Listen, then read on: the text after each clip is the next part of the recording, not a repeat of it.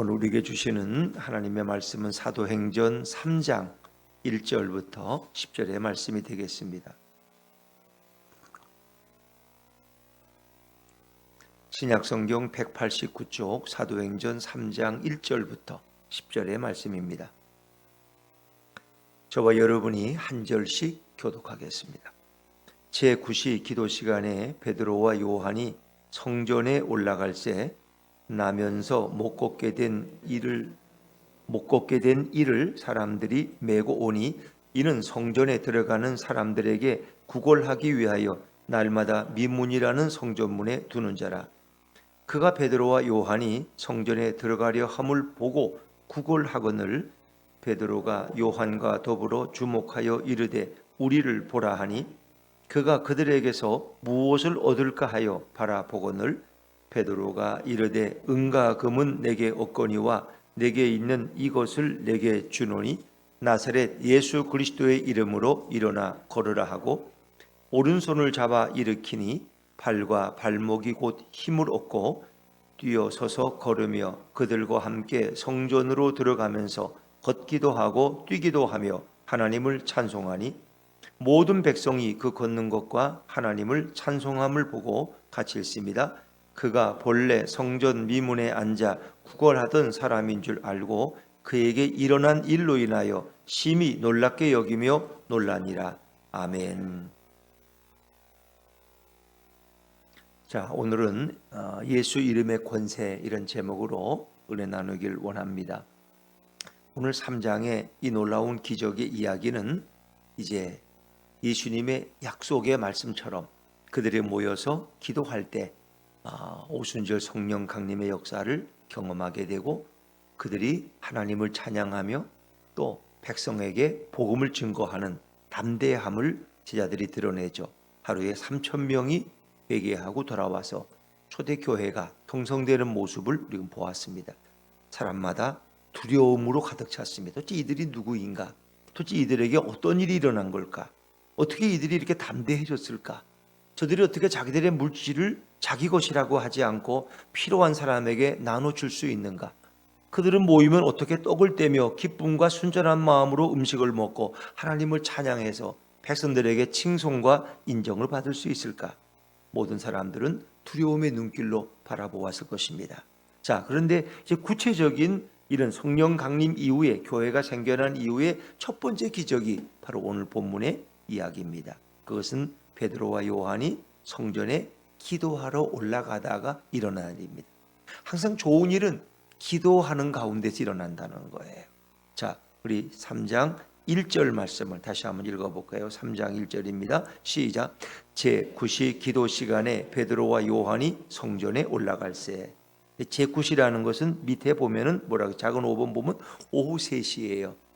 유대인들은 하루 3번 기도했어요. 오전 9시, 오전 12시, 오후 3시. 그들은 시간을 정해놓고 기도했죠.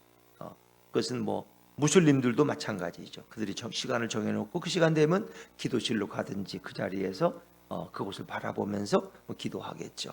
베드로와 요한도 기도하러 성전에 올라가다가 이런 일을 행하게 됩니다. 자, 그들이 성전에 올라가면서 어떤 사람을 만났어요? 나면서 못 걷게 된, 그러니까 나면서부터 걸어본 적이 없어. 이 사람은 장애인이야. 육신적 장애로 가지고 태어난 사람을 만나게 되었어요. 자, 우리 2절 말씀입니다. 2절 시작. 나면서 못 걷게 된 이를 사람들이 메고 오니 이는 성전에 들어가는 사람들에게 구걸하기 위하여 날마다 미문이라는 성전문에 두는 자라.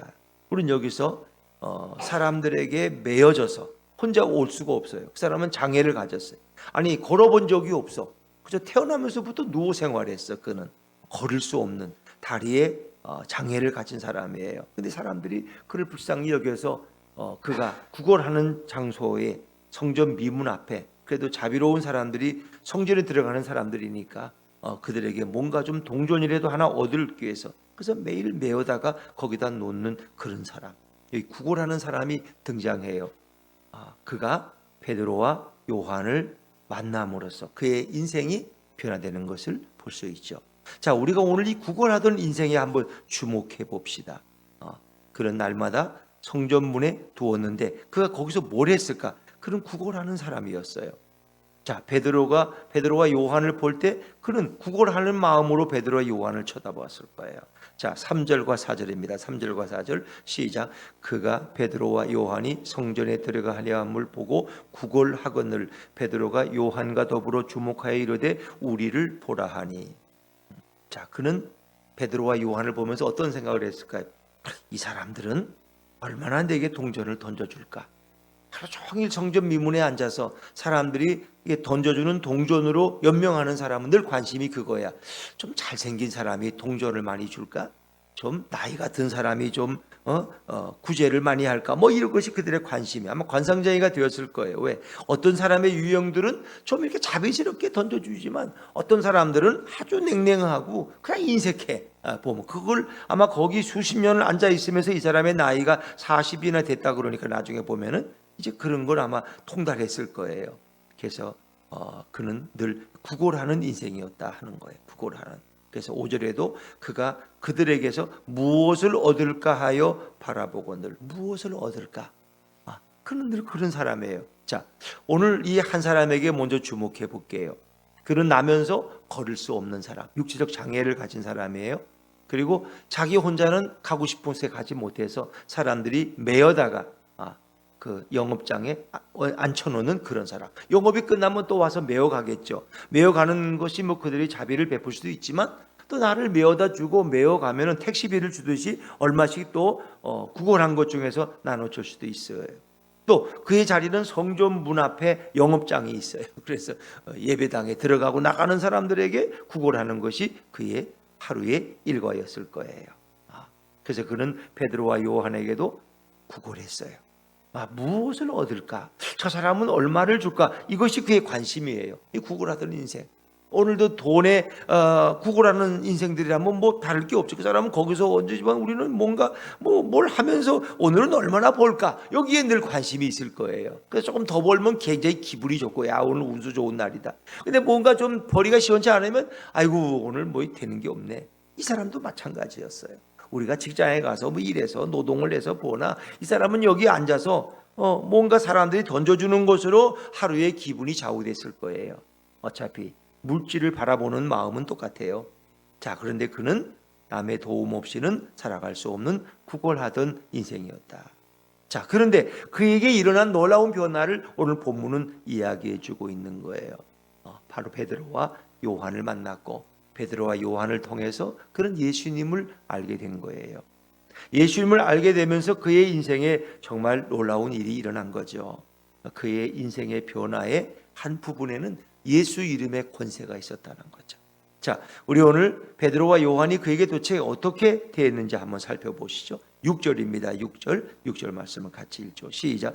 베드로가 이르되 은과 금은 내게 없거니와 내게 있는 이것을 내게 주노니 나사렛 예수 그리스도의 이름으로 일어나 걸으라 하고.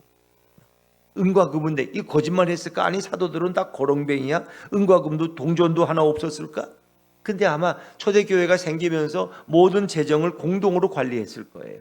그래서 그들은 개인들이 그렇게 돈을 굳이 지참하지 않았을 거예요. 왜? 거기에는 그 재정을 관리하는 사람이 있었을 것이고 아마 그들을 통해서 그 재정을 집행했을 거예요. 그러니까 은과 금은 내게 없거니와 그 말은 진실한 말이에요. 그러나 내게 있는 가장 은과 금보다 더 능력이 있고 더 뛰어난 더 소중한 것을 그에게 나눠주기를 원했어요. 내게 있는 이것을 내게 주노니 뭐예요? 나사렛 예수 그리스도의 이름으로 일어나 걸으라. 바로 나사렛 예수 그리스도의 이름, 그것을 어찌 보면 그에게 선물한 거예요. 나사렛 예수 그리스도의 이름. 여러분, 예수 그리스도의 이름은 어떤 이름이에요? 그건 정말 소중한 이름이고 능력의 이름이고 구원의 이름이에요. 그 이름 앞에 귀신이 떠나갔어요. 그 이름으로 선포할 때 병든 자가 일어났어요. 그 이름으로 선포할 때 모든 문제가 해결되기 시작했어요. 오늘 베드로와 요한도 당황할 수 있어요. 아니 저 사람에게 돈도 주지 못하고 우리가 해줄 게 없어. 그러나 우리에게는 예수 그리스도의 이름의 권세가 있다. 예수 그리스도의 이름으로 일어나 걸으라 하고 선포하는, 그를 바라보면서 그의 눈을 바라보면서 예수 그리스도의 이름으로 걸으라 하고 선포할 때, 근데 거기에 한 가지가 더 붙여져 있어요. 오른손을 잡아 일으켰다고 성경은 말하죠. 자, 7절입니다. 7절 말씀 읽어보죠. 시작. 오른손을 잡아 일으키니 발과 발목이 곧 힘을 얻고. 오른손을 잡아 일으켰어요. 자, 이 사람은 나이가 40세예요. 나면서부터 걸어보질 못했어요. 근데 걷는다는 생각을 해본 적도 없어요. 근데 사실은 육신적 장애보다 더 무서운 것은 마음의 장애라는 거 아시죠? 육신의 장애가 있으면 한쪽 팔을 못 쓰든가 다리를 못 쓰면 이제 그것이 늘 장애가 불편하긴 해요. 그러나 마음이 건강한 사람은 그 장애를 이겨내고 유명한 소설가가 되기도 하고 음악가가 되기도 하고 세계적인 연설가가 되기도 하고 저자가 되기도 하고 문학가가 되기도 해요. 자, 근데 문제는 육체적 장애보다 더 무서운 건 마음의 장애야. 이 사람은 영적으로 병든 사람이야. 내가 뭘 할 수 있다는 생각을 해본 적이 없어요. 아니, 예수 그리스도 이름으로 일어나게 내가 어떻게 일어나? 미쳤지. 내가 40년 동안 지금 걷지도 못하고 남의 등에 업혀 살아가는 인생인데 마음의 장애가 심한 거예요. 그래서 오른손을 잡아 일으켰다는 건 뭐예요? 베드로와 요한이, 베드로가 그의 오른손을 잡아 좀 일으켜 주었다는 거예요. 근데 그 순간 발과 발목이 곧 힘을 얻었다는 거지. 그런 일어날 생각을 꿈에도 하지 못했어요. 그런데 베드로가 그의 오른손을 잡아 일으켰다. 어찌 보면 우리가 전도의 대상으로 삼는 많은 불신자들, 우리의 VIP들은 마음의 장애를 가진 사람들이에요. 내가 교회 나가나 봐라. 내가 죽어도 교회는 안 나가. 왜? 되게 그런 분들은 교인들에게 상처받은 분들이 많아. 어릴 때 교회 갔다가 교회 관리 집사가 왜 이렇게 더럽혔느냐고 뺨을 한 대 때려서 그게 기억이 있어. 내 교회는 절대 안 간다. 또 어찌 보면 교인하고 거래하다가 교인에게 돈을 뜯긴 사람, 사업하다가 교회 건축하다가 건축대금을 못 받고 그런 사람도 있어요. 그래서 교회라면 아주 일을 가라 그냥. 어떤 경우도 교인들에게 상처를 받은 경우가 있어요. 뭐 괜히 미워하는 건 아니에요. 뭔가 다 이유가 있어요. 그런 장애가 있어요. 마음의 장애가 있어요. 근데 우리가 도와주는 거예요. 그렇지 않다고. 우리가 종교를 갖는 건 좋고 우리가 불교도 믿고 뭐 유교도 믿고 기독교도 믿는데 그래도 내가 볼 때는 우리 기독교가 제일 내가 믿어보는 게 좋은 것 같고 거기에 진정한 구원이 있고 내 삶의 변화가 있고 위로가 있다고 하면서 사람들은 종교의 필요성은 되게 인정을 해요. 뭔가 마음에 의지할 것이 있는 것은 필요하지. 근데 그것이 꼭 왜 기독교냐는 거예요. 왜 꼭 교회를 나가야 구원을 받냐는 거예요. 왜 불교에 가고 천주교에 가면 안 되냐는 거예요. 자, 그건 우리가 도와줘야 돼요. 거기 가서 우리가 사랑으로 권면하고 설득하고 그렇게 선을 보이는 거예요. 오른손을 잡아 일으키는 것은 어찌 보면 전도자의 약간의 노력이라고 할 수 있어요. 자, 그럴 때 어떻게 해요? 성령께서 예수 이름의 권세로 역사하셔서 발과 발목이 힘을 얻고 그가 일어나게 되죠. 자, 어떻게 될까요? 그 구걸하던 인생이 찬양하는 인생으로 변화되었어요. 자, 8절입니다. 8절 시작. 뛰어서서 걸으며 그들과 함께 성전으로 들어가면서 걷기도 하고 뛰기도 하며 하나님을 찬송하니. 정말 놀라운 변화 아닙니까? 그런 자기는 일어나지 못하고 평생 이렇게 산다고 생각했어요. 그런데 베드로가 그렇게 예수 이름으로 선포하고 그의 오른손을 잡아 일으킬 때 발과 발목이 힘을 얻게 되었고 뛰어서서 걸으며 성전으로 들어가게 됐다. 그러니까 성전 밖의 인생이 성전 안의 인생이 되었어요. 이거 엄청난 거 아닙니까? 교회 안 나온다는 사람은 되게 불신자예요. 자, 그러나 그들이 교회에 들어가서 예배를 드린다는 것은 놀라운 변화예요. 그것은 예수 이름의 권세가 가능합니다. 그런 어찌 보면은 아무런 소망을 가지 못했던 절망적인 사람이었지만은 예수 이름의 권세를 경험하면서 소망의 사람이 되었어요. 아니, 그는 구걸하는 인생으로 살았지만 이제는 하나님을 찬양하는 인생이 되었고, 그는 남에게 뭔가 도움을 받아야 살아가던 인생이었는데 이제 다른 사람에게 나눠주는 인생이 돼요. 나눠주는 인생. 이런 변화를 하나님이 허락하십니다. 그는 남의 도움이 없이도 이제는 스스로 행동할 수 있는 사람이 되었어요. 그 배경에는 예수 그리스도의 이름의 권세가 있다는 것입니다. 그래서 우리가 전도해야 될 필요가 여기 있는 거예요. 그냥 그 사람을 남겨두면 그 사람은 혼자 스스로 알아서 내가 그냥 신문을 읽다가 이거 교회를 나가야 되겠어, 이거 오는 사람은 없어요. 누군가의 도움이 필요해요. 여러분의 조력이 필요하다는 거예요. 여러분이 따뜻한 말 한마디, 따뜻한 커피 한 잔, 정말 그를 존경하는 그런 위로를 주는 식사 한 번, 그것이 그에게 마음의 장애를 극복할 수 있는 용기를 주는 거예요. 그럴 때 성령님이 여러분과 함께 하시고 여러분을 도우시는 거죠. 자, 오늘 구걸하던 인생이 베드로와 요한을 만나서 예수의 이름을 듣게 되고 그의 인생이 변하죠. 서서 걸으며 성전으로 들어가 걷기도 하고 뛰기도 하고 하나님을 찬양하는 인생이 되었어요. 그러니까 모든 사람이 보고 그것을 놀라우는 거예요. 어떻게 이런 일이 일어날 수 있을까? 자, 9절과 10절 말씀을 9절과 10절입니다. 시작. 모든 백성이 그 걷는 것과 하나님을 찬송함을 보고 그가 본래 성전 미문에 앉아 구걸하던 사람인 줄 알고 그에게 일어난 일로 인하여 심히 놀랍게 여기며 놀라니라. 그러니까 전도라는 것은 내 힘으로만 되지는 않아요. 거기는 성령의 역사가 있어요. 하나님의 도우심이 있어야 돼요. 자, 그런데 베드로와 요한은 아주 성령 충만했어요. 그 당시. 왜? 오순절 성령 강림의 사건이 일어났고 3천 명이 회개하고 돌아오고 교회가 세워지고 서로 물질을 유무상통하고 하나님을 찬양하고 구원받는 사람이 늘어나고, 자, 그런 가운데 그는 또 날마다 기도하기를 중단하지 않았어. 그는 오후 3시 기도하러 가다가 만난 이 구걸하던 인생, 그를 향해서 담대함으로 은과 금은 내게 없거니와 내게 있는 것으로 내게 주노니 나사렛 예수 그리스도 이름으로 일어나 걸으라. 이 예수 이름의 권세는 귀신을 쫓아내는 데만 적용되는 건 아니에요. 오늘도 장애를 가진 한 사람을 향해서 기도의 선포, 기적의 선포예요. 그가 뭐 손을 얹고 기도했다는 얘기는 없어요. 그러나 그런 예수 이름의 권세로 선포했어요. 그럴 때 거기에 역사가 일어나. 예수 이름의 권세는 늘 역사 속에서 많은 사람에게 간증거리가 되었습니다. 예수 그리스도의 이름은 평범한 이름이 아닙니다. 그것은 하나님의 이름이고 이 땅에 오신 메시아의 이름입니다. 그 이름에 권세가 있어요. 그 이름에 권세가 있어요. 우리는 그 이름을 찬양하고 그 이름을 높이고 그 이름으로 영광을 돌리고 그 이름을 선포해야 돼. 이 중요한 거예요. 여러분이 성령 충만해서 믿음으로 예수 그리스도 이름을 선포할 때 거기에 역사가 일어날 줄로 믿습니다. 왜? 기독교는 영적인 종교예요.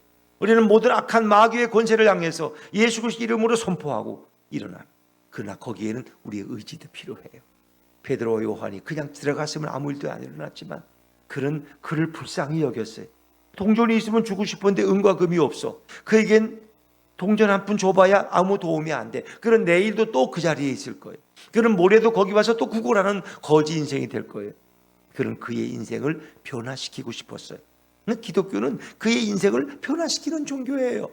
그냥 가난한 사람 보면 구제 한번 해주고 떡 한 번 주고 뭐 이걸로 끝나는 종교가 아니에요. 그의 인생을 변화시키는. 그래서 기독교를 말해서 이렇게 말해요. 물고기를 주는 종교가 아니라 낚싯대를 주는 종교가 기독교다. 물고기 한 마리 주면은 한 끼 식사가 될 거예요. 아유 고마워요. 교인들이 역시 사랑이 많네. 물고기 주고 또 언제 와서 주려나? 그것으로 그 인생이 변화되지 않아요. 근데 물고기를 주는 대신 낚싯대를 주었어요. 고기 잡는 법을 알려주었어요. 고기 잡는 도구를 주었어요. 낚싯대를 가지고 자기가 고기를 잡아서 이제 스스로 식사를 해결해요. 기독교는 낚싯대를 주는 종교예요. 그걸 아셔요. 우리는 물론 필요하면 구제도 해요. 그러나 그보다 더 근본한 것은 인생을 변화시키는 거예요. 특별히 육체적 장애만 아니라 그의 영적인 장애, 뭔가 기독교에 대해서, 교회에 대해서, 종교에 대해서 마음을 닫고 있는, 나는 내 혼자의 인생으로 산다는 그의 마음의 장애를 변화시켜 주는 거예요. 그것이 바로 예수 이름의 권세. 그렇게 되면 이 구걸하던 인생이 이제는 남에게 얻어먹고 사는 사람이 아니라 우리 남에게 나눠주는 사람이 될 수 있어요. 나눠주는 사람. 그것이 기독교의 복음이에요. 그래서 기독교의 복음은 늘 적극적이에요. 어떤 분이 이게 라디오에 들으니까 아이들에게 물질 생활을, 그래서 아이들을 어릴 때부터 그냥 용돈을 주지 말고 뭐 청소를 한다든가 자기 방을 정리한다든가 심부름을 한다든가 할 때 용돈을 주라는 거예요. 그리고 그 용돈을 관리하는 법을 알려주라는 거예요. 어떻게? 자기가 번 것 중에 30%는 저축을 하는 거예요. 30%는 자기 필요한 데 쓰고 또 30%는 필요한 사람에게 나눠주는 기부를 가르치라 뭐 그러더라고요. 그래서 어릴 때부터 미국의 이제 청교도 정신은 이렇게 늘 열심히 자기가 일해서 대가를 벌어가지고 자기 필요를 위해 쓰고 30%는 저축하고 30%는 사회에 기부하는 거 가르쳐. 나눠주는. 어릴 때부터 그 미국 아이들은 정말 바른 기독교 신앙의 가정의 아이들은 가르친다는 거예요. 그게 물질 교육을 어릴 때부터 한다는 거예요. 통장 세계가 있다는 거예요. 이거는 너가 쓰는 통장, 이거는 저축을 가리켜요. 그리고 이것은 필요한 사람에게 기부하라. 그런 그걸 가리킨다는. 그래서 미국인들은 마지막 죽을 때 자기 유산을 가져가는 것이 아니라 자식들에게 필요한 만큼 주고 사회에 기부하는 것이 그들의 청교도 정신이에요. 이 기독교 신앙에서 바탕이 된 거예요. 칼빈으로부터 온 거예요. 칼빈은 열심히 일해서 돈을 버십시오. 그리고 그 물질을 가지고 하나님께 영광을 돌리십시오. 온전한 11조를 드리고 필요한 사람을 구제하고 그리고 당신의 필요를 사용하고, 이게 청교도 정신이에요. 그래서 금전교육을 가르치라는, 이게 중요해요. 그래서 어떤 사회자가 아니 애들이 어릴 때 아무도 모를 때 그 돈에 대해서 가르치는 게 이게 건전한 겁니까? 필요하다나. 그래야 그 아이들이 돈을 다룰 줄 안다는 거예요. 돈을, 물질을 다룰 줄 알면 그 아이들은 커서 세상을 다룰 줄 안다는 거예요. 그러니까 돈을 가르치지 않고 무조건 필요하면 엄마 아빠가 다 줬어, 일 안 하고, 그러다 보면 그 아이들은 나중에 돈 때문에 실망하고 돈 때문에 참으로 좌절한다는 거예요. 근데 부모가 늘 돈을 줄 수 있는 건 아니에요. 성장하면 자기가 스스로 돈을 벌어야 되거든요. 그래서 저는 이렇게, 저희 아내가 청소년부를 맡고 있지만 늘 그래. 어린이부 아이들은 헌금을 잘하는데 청소년부 아이들은 왜 헌금을 안 할까? 한 명이나 하고, 어떤 때는 한 명도 안 하고, 어떨 때는 2명 하고, 또 1명 하고. 그거 왜 안 하냐? 걔들 돈이 없다는 거. 요즘 애들은 다 카드를 가지고, 카드 단말기를 여기다 둬야 되겠다는 그 생각이 들어서. 어떤 애들은 또 온라인으로 보내기도 하는데 그것도 한두 번이지 다 잊어버려. 어떤 가족은 또 부모가 대신 보내줘. 부모가 안 보내면 또 헌금을 안 하는 거야. 걔는 우리 부모가 보내겠지. 이 아이들에게 어릴 때부터 물질이라는 건 하나님이 내게 주신 것이고, 그 물질 가운데 일부분을 하나님 앞에 감사 헌금을 드리는 것이 훈련이야. 근데 이 훈련을 우리는 무관심하게 지내는 거야. 아이들이 헌금을 하든 말든. 여러분, 이 헌금이 교회가 돈이 필요해서 헌금하는 게 아니라 아이들이 어릴 때부터 하나님 앞에 헌금을 드리는 훈련을 해야 된다. 훈련을 해. 그래서 이건 하나님이 주신 것이고, 우리가 하나님 앞에 감사 헌금을 드리는 것은 우리가 인간이 당연히 해야 될 일이구나. 그럴 때 그 아이들은 물질을 바로 사용해. 물질은 나만을 위해 쓰는 것이 아니라 내가 필요한 것을 쓰고, 일부는 내 노후를 위해 저축을 하고, 그리고 또 필요한 사람에게 구제도 하고 기부도 하고, 교회에 오면 헌금을 하는 걸 가르쳐야 되는데 그 교육을 안 가. 그 전에 최전도사님이라고 이제 와서 성수전부 전사님, 그분도 그게 안 되는 거야. 애들 3명 놓고 하는데 아무도 헌금을 안 해. 그래서 이 답답해서 얘기를 하면은 자기도 얘기를 못 하겠대, 헌금 얘기를. 그래서 부모들한테 좀 해라. 그 부모들한테 자기가 그 미안해서 못 하겠다는. 근데 그건 부모들이 가르쳐요. 너 오늘 헌금하겠니? 헌금 드렸니? 아니면 아침마다 주일날마다 부모들이 1,000원씩 주면 돼. 그냥 오늘 이건 헌금이야, 봉투에 넣어서 드려야 돼, 확인하고. 이게 아이들의 물질 교육이야. 이게 그래야 아이들이 하나님 앞에 드리는 걸 알고 자기가 열심히 일해서 돈 벌고 그걸 어떻게 사용하느냐를, 물질을 다스리는 사람이 돼요. 그냥 부모가 그냥 카드에 집어넣어주는 그런 게 아니라 용돈도 주지만 내가 일해서 돈을 벌고 그것을 사용하는 것을 어릴 때부터 배우는 것이 가장 좋은 물질 교육이라. 그래서 유대인들은 어릴 때부터 생일이나 100일이나 이럴 때 친지들이 와서 목돈을 줘요. 예를 들면 우리는 10만 원, 우리 세뱃돈에서 30만 원을 벌었다. 그걸 주식에 투자하는 걸 어릴 때부터 가르치는 거야. 너가 경제 교육을 배워봐라. 그래서 그 아이들이 안전한 주식에 투자하고 그 과정을 지켜보면서 부모에게 경제를 배워나. 그래서 유대인들이 경제에는 뛰어나잖아요. 어릴 때부터 왜 부모들이 그걸 가르친다는 거야. 크면 다 되는 거야. 그게 아니고 어릴 때부터 경제 교육을 해서 돈은 함부로 쓰는 게 아니야. 돈은 이렇게 사용해야 돼. 돈은 하나님 앞에 감사하며 드리는 거야. 필요한 사람에게 구제하는 것은 하나님이 기뻐하는 일이야. 이렇게 공짜로 얻는 게 아니라 내가 일해서 얻고 그것이 합당한 것을 가르치는, 이게 진정한 경제 교육이고, 그러면 그 아이는 어디 가도 굶어 죽지 않고 자기 스스로 돈을 벌고 스스로 하나님께 영광을 돌리면서 살아갈 수 있다는 거예요. 어느 게 더 중요할까요? 그렇죠? 그래서 오늘 이 구걸 하던 사람은 정말 동전을 그저 얻어서 하루하루 연명했지만 그가 예수의 이름의 권세를 경험한 이후부터는 이제는 그는 스스로 돈을 벌고 스스로 나눠줄 수 있는 독립된 사람이 될 수 있었을 거예요. 자, 오늘 중요한 것은 예수 그리스도 이름의 권세입니다. 예수 이름을 전하는 것은 그냥 단지 아이들에게 구원받는 이름만이 아니라 그의 생애에 늘 함께 하실 그 이름이 예수 이름의 권세인 거죠. 더구나 성경은 우리에게 청지기 교육을 하고 있고 청교도적인 우리가 물질 생활을 하도록 우리에게 권면하고 있어요. 그게 건강한 경제 교육이에요. 그래서 성경에는 모든 것이 다 있고 특별히 유대인들은 어릴 때부터 경제 교육을 받고 미국의 신실한 기독교 가정은 그렇게 해서 돈이 많다고 그냥 퍼주는 것이 아니라 너가 일해서 돈을 벌고 그것을 저축을 하고 그리고 너가 필요한 걸 쓰고 그리고 다른 사람에게 기부하는 것을 가르친다. 참 이게 좋은 교육이죠. 오늘 우리 성경에서 오늘 예수 이름의 권세로 구걸하던 인생이 변화된 삶을 보면서 정말 예수 이름의 권세가 얼마나 놀라운가를 생각하면서 오늘도 복음을 증거할 수 있는 정말 우리가 만나는 불신자들에게 예수님을 증언하는 것이 그의 인생을 근본적으로 변화시키는 것임을 우리가 깨닫고 여기에도 함께 동참할 수 있는 우리 모두가 되실 수 있기를 주님의 이름으로 축원합니다.